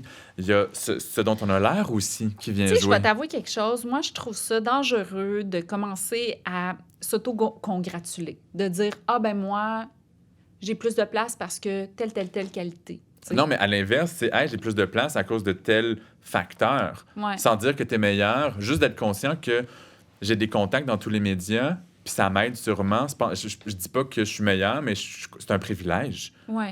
Parce que, tu sais, je pense que il y a beaucoup... Je pense juste que le milieu du livre, ben c'est pas... Tu sais, avant, là, moi, là, dans mon temps, OK, ben il y avait pas beaucoup d'auteurs qui allaient dans des émissions de variété, tu sais. Il y avait Christine Bourriette, il y avait Michel Tremblay. C'était pas mal ça, là, tu sais. Après ça, tu sais, comme, mettons, moi, là, quand j'ai commencé à être invitée dans des quiz, là, ben moi, tu sais, c'était pas nécessairement... Ça me tentait pas nécessairement de faire ça, mais je me disais, il faut que je le fasse, parce qu'ils me disent que c'est la première fois qu'ils invitent un auteur, tu sais. Fait que je le faisais. J'allais dans les quiz. Puis ça me gêne, moi, tu sais, ça me rend anxieuse, ce genre d'affaires-là. Puis... guignoler des médias. Première fois, ils m'ont dit, t'es la première auteure qu'on invite. Fait que moi, je me disais, hey, ben, il faut que j'y aille, tu sais, je m'étais comme donné une mission de... Represent. Faut ouvrir la porte. Ouais. Puis des fois, quand je vois, mettons, des gens... tu sais, là, je vois de plus en plus d'auteurs dans les émissions de variété, tout ça. Je suis comme, wow! Mais il y a encore de la place pour des auteurs, tu sais. Écoute, il y a des auteurs qui vendent plus de livres que de chanteurs vendent d'albums. C'est vrai. Puis on les invite pas. Puis moi, souvent, je dis à des amis qui travaillent dans le milieu de la télé, je dis « Hey, ce chanteur-là là, que tu as invité, là, à qui tu as donné une place, là, ben, il a vendu moins d'albums que tel auteur. Ouais. Mais pourquoi l'auteur, il n'est pas invité? » Puis ça, là, moi, c'est quelque chose que j'aimerais changer pour que justement les auteurs... Ou tu sais, des fois, là, je vois dans des émissions des auteurs français que personne connaît, OK? Puis là, ils nous sont présentés comme... Des rockstars. Des rockstars. Puis là, il faut leur dérouler le tapis rouge, tout ça. Alors que on a des auteurs québécois qui, justement, attirent les foules dans les salons, tout ça. Hey, OK, à un moment donné, là, je suis allée au Salon du livre de Montréal. Alexandre Jardin, là, il était tout seul à sa table. Il est tout le temps invité partout. Ouais. OK? Puis, tu sais, tu voyais pendant ce temps-là du monde, tu sais, des auteurs beaucoup moins connus médiatiquement que lui. Avec plus de gens. Avec plus de gens. Fait que je me dis, vraiment, moi, je pense qu'il y a une perception à changer médiatique des auteurs québécois, auteurs et autrices. Mais je pense qu'il y a quelque chose... Il y a quelque chose qu'on peut changer, puis c'est pas nécessairement à cause de certains auteurs ou autrices qui auraient une personnalité X ou X, Parce que, je veux dire, il y a des chanteurs qui sont pas nécessairement... Il y a les deux, parce que puis ça va m'amener aussi Je dans sais une pas autre pourquoi je dis direction. chanteur, là, mais tu sais, Mais tu sais- j'ai personne en tête, by the way, mais Moi, c'est comme je juste suis que- journaliste encore ces années-ci, je le sais qu'il y a des écrivains hyper généreux en entrevue, puis sont le fun. Ben oui, Puis il y en a qui sont plates, Mais puis qui n'ont tu- pas de réflexion sur peux- leur projet. tu peux dire ça sur n'importe quel métier Oui, culturel. oui. Il y a des invités plates, puis il y a des invités pas plates. Puis c'est pas une affaire d'auteur, mais dans la tête des médias, ben les auteurs, c'est du monde plus plate. Ou plus renfermé. Oui, c'est ça. Mais- Alors que c'est pas vrai. Je veux bifurquer un peu, mais parler Oui. de médias et d'art, du fait que tu as longtemps été journaliste, Oui. avant de transiter et de donner beaucoup plus de ton temps à la création. Mhm. À quel moment tu t'es dit, ou soit tu as vu le point de bascule s'opérer tout seul, ou à quel moment tu t'es dit, il faut que ça change, il faut que moi, India Desjardins, je sois davantage une écrivaine. Là, je vais te révéler. Non, je vais avouer, OK, parce que c'est plus un aveu. Des secrets. Bon, moi, là... Je savais que j'aurais des scoops sur le balado. OK, quand j'écrivais au magazine Cool, là, Ouais. bon, moi, je voulais tellement travailler au magazine Cool que... Bon, ça, je l'ai déjà dit, c'est pas un secret, mais ça va m'amener à un autre secret. Euh, quand j'ai voulu travailler au magazine Cool, j'ai dit... ils m'ont demandé là, en entrevue, tu sais, parles-tu anglais? Es-tu à l'aise avec Internet? Dans ce temps-là, là, Internet, il n'y avait pas Google, OK? Fait que, tu sais, c'est vraiment... Ça commençait, là, tu sais. Faire une recherche sur Internet, il fallait quasiment que tu sois un hacker, là, tu sais. Tu utilisais Alta Vista, Écoute, c'était Yahoo. Yahoo, puis faire des recherches sur Yahoo, tu n'arrivais pas, là, sur un article facile à... Tu sais, c'était compliqué, là. Ouais. Fait que moi, j'ai dit oui aux deux, mais j'avais même pas une adresse courriel. J'étais jamais allée sur Internet de ma vie. Ton anglais n'était pas Mon anglais bon. était pas bon. Tu sais, d'ailleurs, on m'avait envoyé interviewer les Backstreet Boys. Puis je me souviens que j'ai eu à poser des questions, mais je comprenais pas les réponses. Puis j'ai juste enregistré, puis j'ai fait traduire par un ami. Écoute, je faisais tellement... Hashtag empathie. C'était vraiment... Après ça, j'ai pris avec un de mes amis qui est Richard Terrien, qui travaille maintenant Au Soleil puis à la presse. On a pris des cours d'anglais ensemble pour s'améliorer, parce qu'on était les deux des jeunes journalistes, pour s'améliorer dans notre anglais. Puis, ben c'est ça. Mais ça, ma rédactrice en chef, elle m'avait écrit après, puis elle m'avait dit, tu m'avais pas dit ça. Et elle me donnait des articles à traduire. Mais écoute, j'étais Non. avec mon petit dictionnaire Harper. Tu sais, Et je tu cherchais voulais. les mots. Oui, je voulais tellement, je travaillais tellement fort. Puis, c'est ça. À un moment donné, là, OK, je faisais des entrevues. Il fallait que je trouve des entrevues à faire avec des jeunes, OK? Puis que je leur pose des questions, puis tout ça. Puis faire des entrevues avec des jeunes, c'était très difficile parce que les jeunes, ils parlent pas beaucoup, ils répondaient de façon très concise. Mhm. Donc, mes questions donnaient souvent des oui-non. Mhm. Fait que j'étais obligée un peu d'inventer les réponses. Puis, je leur faisais lire, puis ils me disaient... Hey, c'est en plein ça que je voulais dire. Mais moi, je suis quelqu'un qui a beaucoup d'empathie, tu sais. Fait que je suis capable de comprendre, De sentir les gens. oui, puis de comprendre ce que le oui veut dire, tu sais. Puis que là, le jeune, il me dit, hey, c'est en plein ça que je voulais dire, tu sais. Mais il y avait pas les mots pour le dire. Fait qu'à un moment donné, Oui. j'ai fait semblant que je faisais des entrevues. Fait que là, mettons, ma rédactrice en chef, elle me dit, trouve-moi 2 jeunes qui... telle affaire. Puis, vu que c'était des jeunes, c'était Impossible à anonyme. retracer, voilà. C'était anonyme, puis il n'y avait pas de séance de photos parce que, tu sais, dans le fond, c'était des mineurs. Fait que j'ai commencé à inventer des, des jeunes. C'est pas correct. Non. Ben, en même temps, c'est vrai que c'est pas correct, mais en même temps, c'était la même affaire que quand j'en interviewais. Oui. Ça donnait le même résultat. C'est ça qui t'a fait dire, je suis très bonne pour inventer des histoires Oui. et peut-être que je devrais arrêter le journalisme. Je ne suis pas tout à fait éthique. D'ailleurs, tu sais, oui, exactement. Même à un moment donné, le magazine Clin d'œil m'avait commandé un article. Il fallait que je fasse une enquête sur comment se faire des amis. J'avais tout inventé, là. J'avais inventé que j'avais fait des cours de yoga, qu'il était arrivé telle affaire. Ils ont full aimé mon article. Ils ont dit « Hey, tu sais, la fille avec qui t'étais au cours de yoga, là... » Puis, est-ce qu'on pourrait la prendre en photo? Je dis « Ben, elle n'existe pas. » Mais j'étais honnête, là, quand même. J'étais comme « Elle n'existe pas. » Ah, c'est magnifique. Mais après que tu t'es fait le J'étais choix... comme, je savais pas qu'il fallait absolument que ce soit Des vrai. vrais humains. Vous m'avez demandé comment se faire des amis. Moi, je l'ai imaginé. C'est juste dire qu'on fait toujours un teaser, une petite bande-annonce d'1 minute, ça va être ça. Mais tu sais, je veux dire, je pense que ça m'a amené à me dire... Puis tu sais, j'ai fait après ça le journal de Marie Cool dans le magazine Cool. Ouais. Puis moi, là, quand j'étais petite puis que j'avais 8 ans, là, j'écrivais des petites histoires. J'étais beaucoup dans mon imaginaire. Puis quand là, j'écrivais le magazine, le journal de Marie Cool, qui était une fiction, puis celle-là était signée, contrairement à Miss Gigi. C'était un journal intime d'une ado. C'était à chaque mois dans le magazine Cool. Puis c'était la chronique. À un moment donné, c'est devenu la chronique la plus lue. Puis à chaque journée que je faisais Marie Cool, c'était la plus belle journée de mon mois. Tu sais, j'avais des chroniques mensuelles. Puis quand je faisais Marie Cool ou encore Miss Gigi, c'était là que je tripais. Fait que je me suis dit, moi, là... Puis à un moment donné, au journal, tu sais, dans ce temps-là, j'étais journaliste au Journal de Montréal. Ils m'ont rencontrée, puis ils ont dit, tu sais, India, on voit que t'aimes écrire.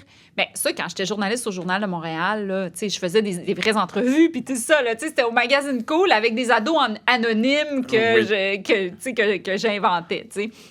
Ils me trouvaient d'ailleurs très efficace pour trouver des ados. mais c'est ça, donc... ils m'ont dit, India, t'es bonne pour écrire, mais nous, on s'en fout de l'écriture, on veut de la nouvelle. Ah. Puis moi, j'étais comme, mais moi, je me fous pas de l'écriture, mais je me fous de la nouvelle. Fait que c'est comme, puis ce qui me rend heureuse, c'est d'écrire Marie Cool, puis c'est d'écrire mes Gigi.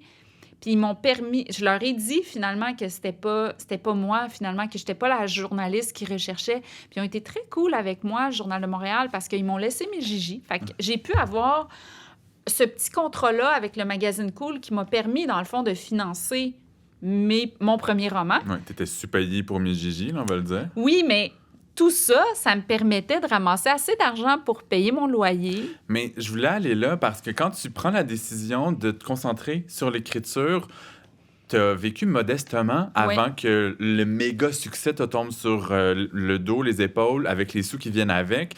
Ça impliquait quel genre de choix de vivre aussi modestement? Et à un moment donné, là, si tu m'avais croisée à cette époque-là, tu sais, moi, tu sais, à partir que j'ai, comme plein de filles, là, à partir de que j'avais 20 ans, tu sais, je me teignais les cheveux. Puis dans ce temps-là, j'étais un peu plus blonde, grosse repousse, j'allais plus chez le coiffeur. Tu t'achetais plus de vêtements? Je m'achetais plus de vêtements. Et à un moment donné, là, j'annulais mes rendez-vous parce que j'avais des trous dans mes souliers. Je me rappelle même que tu mangeais une entrée quand on se voyait. Ben, au lieu d'un repas. Ça, c'était un de mes trucs aussi. Tu sais, je mange... Tu sais, j'allais dans les restos ou dans les bars ou tout ça, mais tu sais, dans les bars, mettons, ça allait être... Moi, j'ai de la misère avec les boissons pétillantes.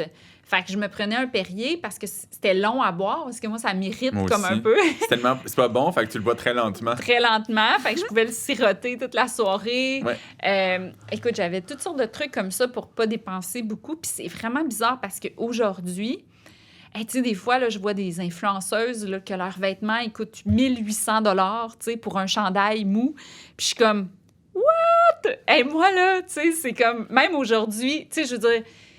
Je serais jamais... Tu sais, j'ai pas de jugement, puis tout le monde a le droit de faire ses dépenses comme ils veulent, mais moi, j'ai tellement vécu modestement que je peux...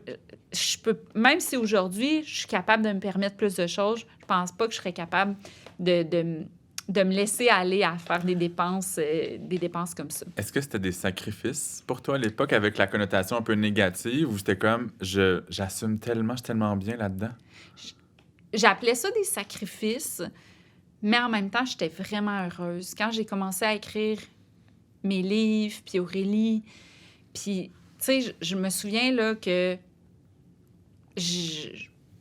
j'arrêtais pas de dire ça. Je me lève, puis je fais la chose qui me rend le plus heureuse au monde. Puis, tu sais, dans le fond, moi, je savais qu'au Québec, un best-seller, c'est 5000 copies max, là. Puis c'était ça que j'avais vendu avec Indiana Jones, Ouais. qui était mon premier roman. Avant qu'Aurélie ramène de l'attention sur Indiana Jones, qui s'est rendu, je pense, à 25 000.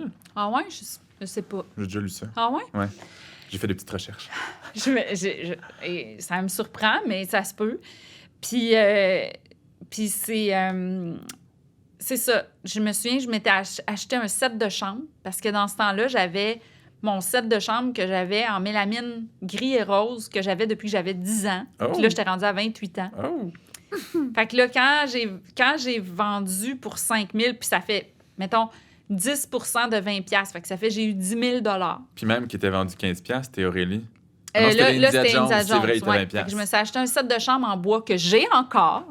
J'ai jamais changé. Fait que mon nouveau set de chambre, je suis passée de celui que j'avais 10 ans à celui que j'ai acheté pour avec mes livres. Puis je me suis dit, je pense que ça peut être ça ma vie. Je fais des petits contrats de journaliste, puis je vends un livre, puis ça va m'amener un petit revenu supplémentaire avec lequel je vais pouvoir me gâter ou acheter quelque chose que j'ai pas. Puis jamais j'ai pensé le succès que ça a eu. Jamais j'aurais même pu prévoir ça dans mon affaire. C'est impossible On peut de pas. penser. Non. Dis-moi, peut-être que je me trompe, mais j'avais lu qu'au Québec, tout livre confondu, tu avais dépassé 1 million de copies vendues. Oui. Également 1 million en France. Ouais. Est-ce que ça a changé ta personnalité, tout cet argent et tout ce succès? Toi, tu trouves-tu? Tu me connais depuis longtemps. Je pense que non. Je sais qu'à un moment donné, tu Tout étais cet argent-là, tellement en faut se calmer, là. demande que ça t'a fatigué.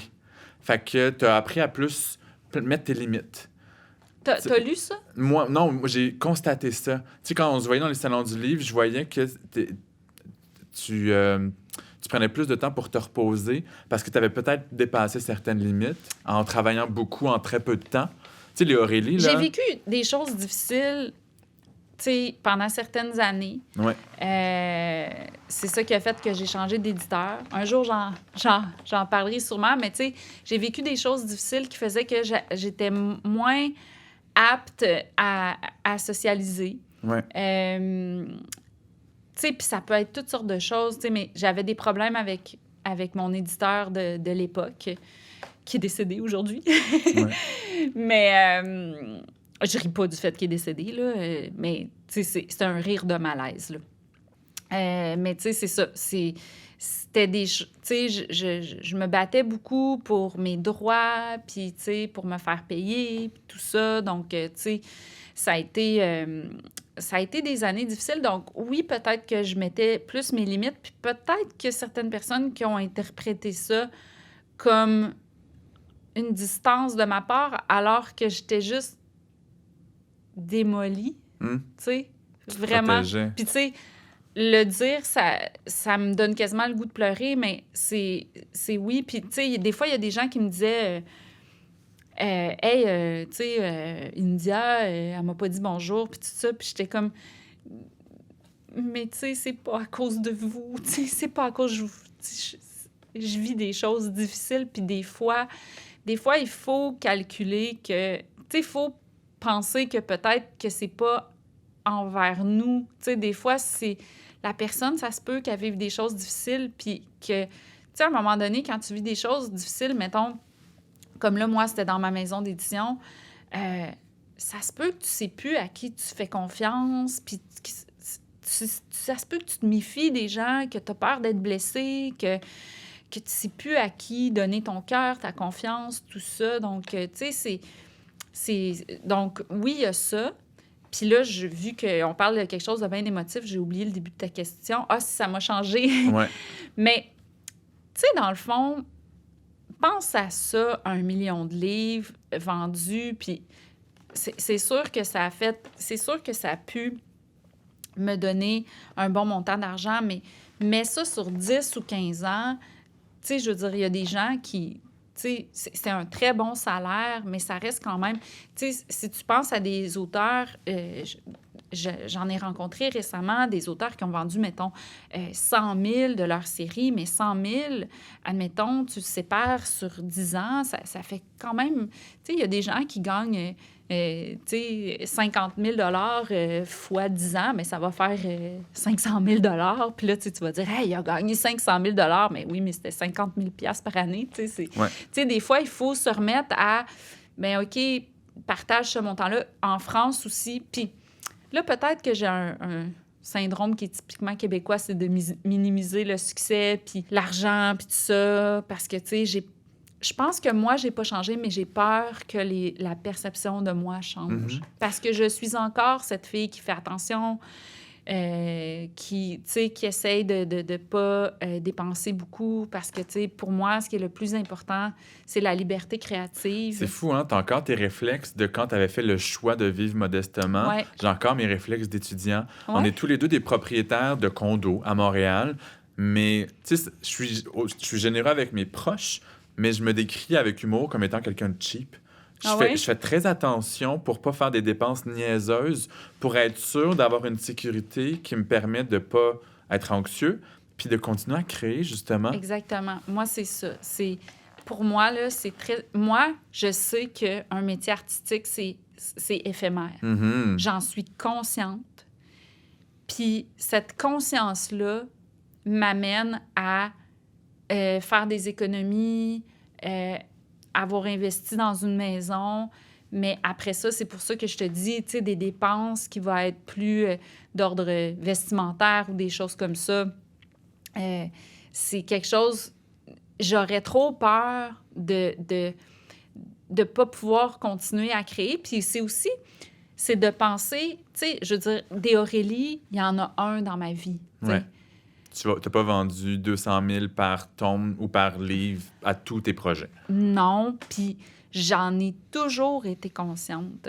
J'ai toujours été consciente que tous mes projets subséquents, c'est Aurélie que les gens ont aimé. C'est pas nécessairement moi. Puis il faut toujours avoir cette humilité-là de se dire, ben ça se peut que tu crées un personnage que les gens aiment tellement que ça dépasse toi.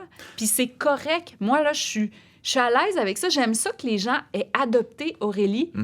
Puis moi, après ça, je retombe à zéro à chaque projet. Donc, ce méga succès, c'est pas venu faire « Hey, on t'aime, ça va être correct pour la suite. » Non. Mais est-ce que ça a eu aussi un effet de méga pression de « Faut que je sois à la hauteur à chaque nouveau projet, puis je me fais un sang d'encre? » Bien, après Aurélie, là, j'avais mal à mon corps. Premièrement, c'était un deuil. Tu sais, un deuil de personnage que j'aime. Puis, tu sais, je veux dire, moi, mon histoire était toujours prévue sur 8 tomes. Donc, pour moi, continuer, c'était pas pensable parce que pour moi, c'était important de respecter cette histoire-là au-delà du succès, au-delà de... La boucle était bouclée pour toi. Bien, l'histoire était finie. Pour moi, respecter ça, c'était d'être intègre. Fait que c'est ça. J'avais le deuil de ça, puis je me disais, oh mon Dieu, tu sais, après, qu'est-ce que les gens... Tu sais, est-ce que les gens vont avoir des attentes sur moi ou est-ce que les gens vont avoir des attentes de mes projets aussi? Ils vont attendre un Aurélie, puis moi, alors que moi, j'ai le goût de faire tellement d'affaires différentes, puis c'est ce que j'ai fait depuis. Puis j'avais vu une conférence de Elizabeth Gilbert, qui a écrit Mange Priem. Puis elle avait parlé de ce succès-là, puis de la pression qu'elle avait après de refaire ce succès-là. Puis elle s'était dit quelque chose comme, tu sais, il faut que je m'enlève cette pression-là, puis que je fasse juste ce que j'ai envie de faire. Puis il n'y a aucun de mes livres qui vont avoir le succès de Mange Priem, puis c'est correct. Puis c'est très intégré pour moi maintenant, fait que ça a l'air quasiment bizarre que cette conférence-là m'a marquée, mais à cette époque-là, ça m'avait marquée. J'en avais besoin. J'en avais besoin, puis ça m'avait fait, ben oui, tu sais, je vais juste faire ce que j'aime, puis...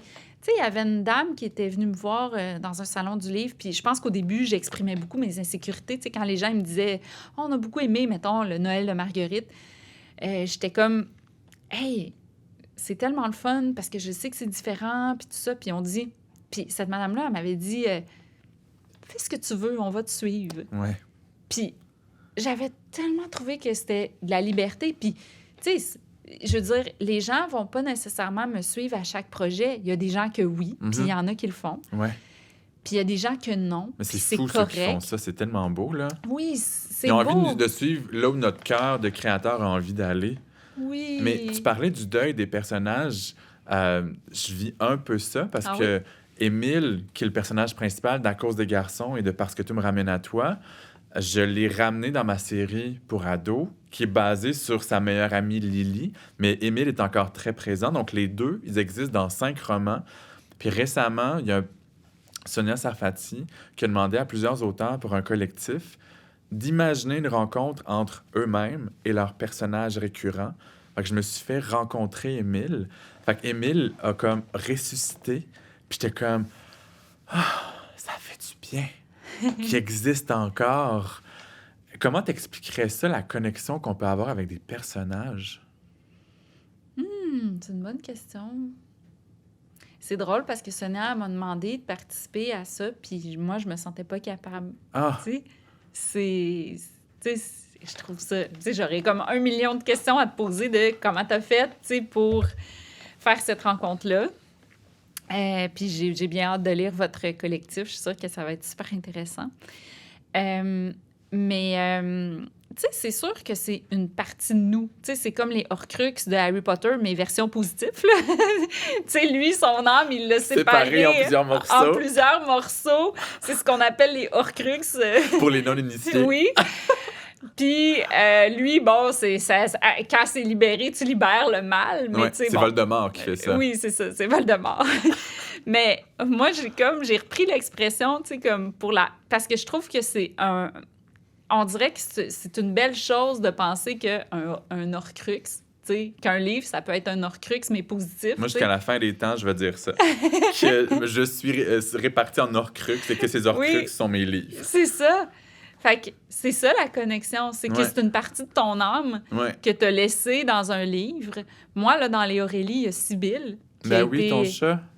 Oui, avec qui j'ai vécu de 11 à 28 ans et à qui j'ai promis, quand elle est décédée, de la faire revivre dans une histoire. Fait qu'il y a ça dans Aurélie, puis il y a une partie de mes sentiments adolescentes. Ouais. Il y a une partie de ma trentaine aussi, parce que, tu sais, je veux dire, je l'ai écrit dans la trentaine. Donc, il y a une partie de moi. Dans le Noël de Marguerite, il y a ma grand-mère, tu sais, ma relation avec mes grands-mères. Mhm. Puis, tu sais, donc, il y a, tu sais, dans Mr. Big, il va toujours avoir une partie de mes réflexions. Puis c'est quelque chose qui m'a changé d'écrire ce livre-là, qui m'a transformée. Donc, c'est ça. Mes livres, c'est mes Horcruxes. Puis, C'est un H aspiré, mes Horcruxes ou mes Horcruxes? je sais pas. On va faire une recherche. On va écrire une bande avec la réponse. Depuis la publication des aventures d'Indiana Jones, tu as été publié dans plusieurs maisons d'édition différentes. Tu as été aux Intouchables. Je ne vais pas entrer dans les détails des Intouchables, t'inquiète. Ben, c'est correct. Aux éditions de l'Homme, chez Québec Amérique pour un collectif, chez Fonfon, chez Michel Lafon. Pourquoi un auteur ou une autrice publie à plus d'un endroit? Comment t'expliquerais ça? Ben, tu sais, des fois, c'est des visions différentes. Tu sais, comme Mr. Big, j'avais vraiment envie de le faire avec Stéphane Dompierre. Je ne sais pas pourquoi. Puis ça faisait longtemps que j'avais envie de travailler avec Caroline Fortin chez Québec Amérique, que j'aimais beaucoup, qu'on se croisait souvent. Tu sais, Tu as des été ma patronne, d'ailleurs. Ah oui? Oui, j'ai travaillé là. Je l'adore. Puis, tu sais, des fois, tu rencontres des gens puis tu as envie de travailler avec eux. Des fois aussi, c'est un projet. Tu sais, comme mon projet de baleine, il avait commencé avec une autre maison d'édition. Puis finalement, on n'avait pas la même vision. Mhm. Puis ça s'est terminé de façon extrêmement saine. Tu sais, qu'on s'est dit, hey, on n'a pas la même vision. Puis ça s'est pas terminé en chicane. Puis c'est avec la bagnole que je l'ai faite, avec qui on avait la même vision. Ils m'ont dirigée vers ma vision. Fait que, tu sais, des fois, c'est une question de vision des choses, de envie de travailler avec quelqu'un pour le fun. Puis de ne pas avoir tous les... Parce que si tu as 3 projets en une année dans la même maison d'édition, des fois, ça devient impossible. Fait que de travailler avec plusieurs, ça permet d'avoir plusieurs projets très, très différents. Donc, j'entends que tu n'as pas d'entente d'exclusivité ou de droit de premier regard. Moi, j'ai jamais signé ça. C'est sûr que les Intouchables, ils étaient très vindicatifs. Alors, publier ailleurs, ça créait des fois, tu sais, ça a créé des tensions. Moi, là, je suis tu sais, j'aime ça être libre. Puis moi, là, je vais être la première à quand, là, je vais me dire, hey, tel projet, ça va bien avec telle personne, tu sais. Puis je pense qu'on appartient à personne. Fait que t'as pas tu vas pas te dire, je dois faire preuve de loyauté envers une maison d'édition parce qu'ils ont cru en moi à tel moment de ma carrière, puis il faut que je continue. Des fois, là, on dirait qu'on a ça en dedans de nous, mais je suis en train de travailler sur un projet là, qui me change beaucoup tu sais, la loyauté, là, c'est pas de donner ton âme à quelqu'un. Tu sais, la loyauté, c'est d'être reconnaissant, c'est de savoir que si, mettons, un projet va bien avec la personne, c'est de retourner. Ouais. Mais c'est pas d'être enchaîné. Ou dédié entièrement. Ouais, je pense que moi, en tout cas, ma vision des choses, c'est qu'on devrait être libre, tu sais, de choisir avec qui on veut faire nos projets. Puis les maisons d'édition devraient avoir cette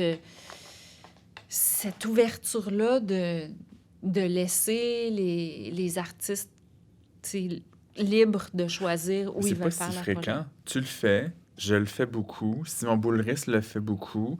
Peut-être parce qu'on est... Tu sais, ça revient à cette idée de production. On peut pas être publié au même endroit, mais c'est pas si fréquent d'avoir... Moi, j'ai 4 maisons d'édition. Je n'en ai nommé, je pense, 7 pour toi tantôt. Simon en a plusieurs aussi. C'est pas fréquent. Moi, je trouve ça le fun. Ouais. Tu sais, je trouve ça le fun. J'ai différentes... Tu sais, à un moment donné, là, quand j'étais aux Intouchables, là, c'était ma seule maison d'édition. Puis il y avait une espèce de culture là-bas que je pensais que c'était tout le monde qui était comme ça. Ouais. Puis après ça, tu sors, puis tu fais « Hey, ailleurs, il y a comme autre chose. Il pense ça m'amène autrement. autre chose. Ouais. Il y a comme... » Et c'est juste sain, on dirait, de voir qu'ailleurs, ça peut se passer autrement. Puis tu peux voir les qualités que chacun peut t'apporter. Ouais. Puis qui est le plus apte à t'aider dans tel projet et tel autre. Ouais. Mais en plus d'avoir plusieurs maisons d'édition, puis on a parlé tout à l'heure de plusieurs genres littéraires, tu as des lectorats différents, Ouais. d'âges différents. J'ai une question ouvertement niaiseuse. Est-ce que le fait d'avoir eu l'air plus jeune et d'avoir encore l'air plus jeune que ton âge, ça t'a aidé à connecter avec tes lecteurs ados? Écoute, j'ai lu un mémoire de maîtrise, OK, d'une fille. Sur Aurélie? Sur Aurélie, qui est super intéressant, OK, parce que toute la première partie, l'étudiante analyse les thèmes dans Aurélie. Puis j'ai trouvé ça magnifique parce que elle a vraiment noté plein de choses, tu sais, que j'aurais voulu que les choses soient notées, tu sais, justement, tu sais, l'environnement, les réflexions sur l'environnement, les réflexions sur l'amitié, sur les filles et les femmes. Trouver sa place, tout ça. Donc, tu sais, c'est super intéressant. Puis la deuxième partie, c'est est-ce que elle se questionne si ma personnalité était pour du marketing, pour vendre ma série, puis que ça avait été pensé en fonction de vendre la série. Puis elle se questionne là-dessus, puis là, elle met des extraits d'entrevues, puis tout ça. C'est tellement drôle lire ça quand t'es moi. Parce que moi, là, qui est zéro comédienne dans la vie, là, je pourrais pas inventer. Tu sais, je pourrais pas inventer. Je parle, puis tu sais, à la limite, après, je suis comme, oh non, pourquoi j'ai dit ça? Puis nanana, puis tu sais. Puis là, comme je te disais tantôt, tu sais, il y a des gens qui... Hey! Tu sais, pour te prouver là, qu'il y a des gens qui me disent que j'ai l'air... qui ont pensé que j'étais nunuche, il y avait un auteur, OK, qui était venu me voir dans un salon du livre. Un auteur, là. Je te le nommerai en IM, OK? Il m'avait dit... Hein? On l'a eu-tu? Ben écoute, tu sais, cette phrase-là, des fois, me revient, mais il m'avait dit « Hey, je voulais te dire, je t'ai entendu l'autre jour en entrevue, puis moi, j'ai toujours pensé que t'étais nunuche.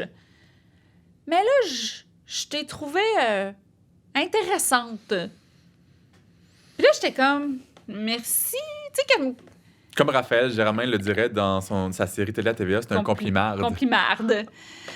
Fait que, parce que, qu'est-ce que je suis supposée te dire à ça? Mais tu sais, c'est pour te dire, est-ce que je me serais mis moi-même dans un état pour avoir l'air nunuche? Puis la fille, elle arrive à la conclusion en se disant, tu sais, je pense pas qu'elle a fait semblant. Tu sais, je pense que ça faisait vraiment partie d'elle. Ouais. Parce que moi, c'est sûr que pour écrire ça, je me suis remis dans mes souvenirs, dans c'était quoi être une ado. Fait que c'est sûr que pendant que j'écrivais Aurélie, je me sentais comme une ado. Puis, tu sais, je veux dire, ce côté-là, je l'ai encore un peu en moi, même si il s'estompe tranquillement plus je vieillis. Mais quand tu étais en conférence, est-ce que le fait d'avoir physiquement l'air jeune, ça permettait de créer un lien avec eux? Moi, dans mes conférences, là, je sais que j'ai l'air plus jeune, puis dans mes choix de vêtements que je fais volontairement, là, j'ai un chandail de Charlie Brown, puis les jeunes d'aujourd'hui connaissent bel et bien Charlie Brown, puis je sais que je vais le mettre, puis d'être habillé relax, avec un personnage plus jeunesse. Ils me font des commentaires sur mon linge, puis c'est comme si ça enlève l'aura de l'écrivain un peu pompeuse, Peut-être. puis ça nous ramène plus égaux avec eux. Moi, je pense pas que c'est une question de look. Je pense que c'est une question d'énergie. Oui. Tu sais, hier, je Oui. donnais une conférence en Allemagne. OK? Les gens parlaient juste allemand. T'as fait un aller-retour en avion, poc de même. Zoom. OK? C'était tout dans l'affaire là, de la foire de Francfort, tout ça. Donc, Ouais. je donnais une conférence Virtuel. virtuelle en Allemagne. Ben oui, hier, je donnais une conférence en Allemagne. On peut dire ça maintenant parce que c'est des affaires Zoom, tu sais, c'était dans des classes. Puis je racontais ça à mon chum. Après, j'étais comme... Les gens parlaient pas ma langue, puis ils riaient à mes blagues. Ah, Mais je pense que c'est une énergie, Ouais. c'est quelque chose... Tu sais, ça va plus loin que le look. C'est une façon de s'exprimer, c'est... fait que même si t'avais des rides un jour, il n'y en a pas, l'énergie ferait encore en sorte que tu connecterais avec Je eux. pense que les jeunes, là, ils aiment l'authenticité. Quand tu leur parles avec transparence, quand tu fais des gaffes, tu sais, Ouais. regarde, moi, là, on parlait pas la même langue, puis là, je faisais des gaffes, puis là, j'ai excusez, je réponds trop longtemps, non. Tu sais, ils sentaient, je pense, comme une espèce d'authenticité. Puis, des fois, ça m'énerve quand on dit « Ah, je suis authentique. Ah, telle personne est authentique. » Tu sais, qu'est-ce que tu veux d'être d'autre? Tu sais, comme... c'est galvaudé un peu comme expression, Mais mais qu'est-ce que tu veux être d'autre? Parce qu'il y a tellement de gens qui sont complètement autre chose qu'eux-mêmes. ben, c'est qu'avec les jeunes, là, ils sentent la supercherie. Mhm. Puis si, mettons, là, t'écris une série jeunesse, puis que tu vas essayer de parler jeune, les jeunes, ça les gosse. Puis en même temps, ça fait, comme on disait tantôt sur les personnages LGBTQ, ça fait genre, hey, je te présente une image de ce que j'imagine que les gens comme toi sont. Ouais. Au lieu d'être juste, hey, je vais y aller avec, tu sais, comme mon feeling, puis mes souvenirs. Ça, puis- c'est une erreur fréquente d'essayer de parler jeunes ou de Ouais. donner la perception qu'on a des jeunes. Mais je trouve qu'il y a beaucoup d'auteurs et d'autrices qui créent des personnages modèles. En fait, c'est dans toute la littérature pour tous les âges, mais particulièrement pour les ados ou pour les enfants. On va inventer des personnages qui sont pratiquement parfaits ou qui vont servir de guide ou de modèle au lecteur. Moi, ça me gosse. Ben, Je préfère de loin des personnages imparfaits et beaucoup plus vrais. ben oui, puis on voit ça aussi des fois des auteurs, tu sais, qui font un personnage ado qui lit telle affaire, Ouais, tu sais, t'es que comme, ouais, t'aurais non. jamais lu. Ça ne se peut quand- pas.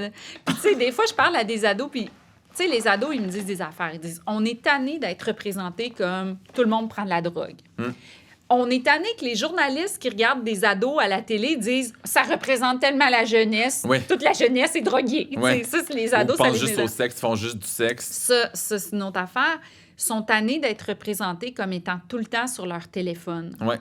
Sont tannés d'être représentés comme s'exprimant Inarticulé, là. inarticulés. Complètement. Ou, tu sais, mettons, beaucoup disent ah, les jeunes, ils parlent beaucoup franglais. C'est pas tous les jeunes Non. qui parlent franglais. Moi, quand je fais des conférences, là, les jeunes, pour la plupart, s'expriment bien, Super dans un bon bien, français, oui. sont allumés, ils ont Oui. des convictions.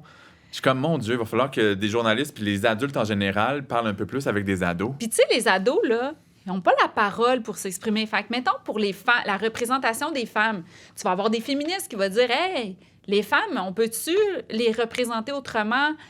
Les personnes LGBT, ils vont dire hey, on est tanné, on peut-tu être représenté autrement?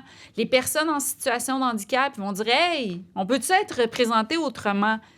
Mais les ados, là, ils n'ont pas De porte-parole. de porte-parole qui disent « Hey, on est tannés que vous nous représentiez comme ça et que des adultes disent « Wow, ça représente tellement la jeunesse. Puis il y a des affaires qu'on se trompe beaucoup, hein, parce que, mettons, aux États-Unis, là, la fin du secondaire, tu as 18 ans, tandis que ici, au Québec, tu as 16 ans. Ouais. En 2 ans, là, entre l'âge où 16 ans, tu es encore un ado, puis 18 ans, que tu es un adulte, c'est normal que les films américains, il y a telle affaire qui se passe dans le film, puis qu'ici, ben si tu représentes quelqu'un de 14 ou 15 ans, que ça soit pas tout à fait la même chose. Puis il faut qu'on prenne conscience que l'adolescence, ben c'est pas nécessairement l'image que certains films nous envoient. C'est pas unidimensionnel. Moi, quand on me dit que Exactement. l'adolescence qu'on voit dans Euphoria, c'est juste ça, je suis comme, mais non. Ou... Puis d'ailleurs, ça aussi, tu vois, ça, c'est du monde qui ont presque 18 ans. Ouais. Donc, c'est pas du monde de 15 ans. Ailleurs. Ils sont à la fin de leur secondaire. Puis la fin du secondaire, le moment de la prom, quand t'es aux États-Unis, ben t'as 18 ans. T'es pas la même personne. Et on a beaucoup parlé d'Aurélie. Cela dit, c'est très bon, Euphoria. Oui, mais, pour plein d'autres raisons. Mais est-ce que ça représente la jeunesse? Non, ça représente ces personnages-là dans telle situation, moment de leur vie. Ouais. Tantôt, tu as glissé le fait que pour le collectif avec Sonia, cette idée de rencontrer un personnage récurrent, tu n'étais pas capable d'aller là. Est-ce que ça veut dire que Aurélie ne reviendra jamais? On te l'a sûrement posé 1 milliard de fois, cette question. Je veux juste te relancer une question. T'sais, toi, comment t'as fait pour... Pour créer la rencontre? Ouais. Mais j'ai imaginé... En fait, moi, je ris de mes propres blagues tout le temps, puis de mes textes. Je commence en disant... C'est le fun parce qu'il faut être son premier public. Oui. Si t'es un bon public, ça va bien. Je suis vraiment un bon public pour moi-même. C'est que je commence en disant... Je pense que je suis rendu prêt pour prendre de la drogue. Je suis rendu là dans ma carrière. Puis, je me rappelle plus pourquoi je dis ça, mais ça a du sens dans le texte. T'as-tu pris de la drogue? J'en ai jamais pris de ma vie. T'en as-tu pris pour ça? Non. Mais j'amène mon moi dans cette histoire dans un état second. Et là, je rencontre Émile à 31 ans, donc 10 ans plus tard que dans Parce que tu me ramènes à toi. Et Émile va me confronter sur les choix que j'ai faits pour lui, sur ce que je lui ai fait vivre, toutes les émotions que j'ai mis dans sa face, puis que je vis probablement à travers lui, ce que je vis pas dans ma vie, puis etc., etc. Puis il me confronte sur mes amours par rapport à ce que je lui ai fait vivre, puis que selon lui, je donne toute mon émotion, mon énergie émotive à mes histoires, à mes personnages, puis que j'ai plus rien à donner en amour après. T'as ça? C'est un petit questionnement que j'ai, là. Ah ouais? Ouais. T'as plus d'énergie pour l'amour. Pas que j'en ai plus, mais je me questionne quand je suis en période de grande écriture de romans. Je connecte tellement fort émotivement à mes personnages, je deviens eux, je deviens leurs émotions. Je me demande si après ça, j'ai la latitude émotive pour une relation amoureuse qui peut être un peu confrontante sur nos blocages, sur ce qu'on aime. Ça peut être euphorisant, ça peut être hyper positif, mais c'est beaucoup d'émotions. Dans le fond, c'est une question de contrôle. Tes histoires, tu les contrôles, tandis que la vie, tu peux pas la contrôler. Mais c'est peut-être, mais c'est aussi cette idée que je vis tellement d'émotions en création, à quel point il m'en reste pour ma vie. Tu sais, moi, c'était pas nécessairement comme ça, là, le questionnement. Là, puis on reviendra à ta question que je me souviens plus, mais c'est parce que je t'ai dit, j'avais plein de questions sur ta rencontre, mais tu sais, j'ai été longtemps célibataire, puis c'était pas nécessairement à cause que j'étais pas... tu sais, j'avais plus de place pour les émotions. Je pense que j'avais pas de place pour la douleur, tu sais. Puis les relations amoureuses me faisaient vivre énormément de douleur, tu sais. Je savais pas comment vivre quelque chose de sain. J'avais pas les outils, j'avais pas les bonnes rencontres. Puis, en même temps, c'était un moteur créatif, tu sais. Le fait d'avoir cette espèce de, je pense, de vie amoureuse plus difficile, on dirait que c'était quasiment un moteur. Ouais. Puis quand j'ai rencontré mon chum, qui est une personne extrêmement saine, stable, sécuritaire, tu sais. Ouais.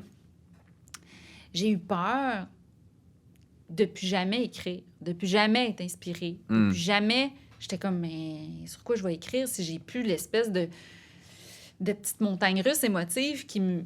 Puis finalement, j'ai été super inspirée par des choses nouvelles, tu sais. Ouais. Puis, en tout cas, ce que je voudrais te dire en tant que Mentor. aînée, c'est que, tu sais, je pense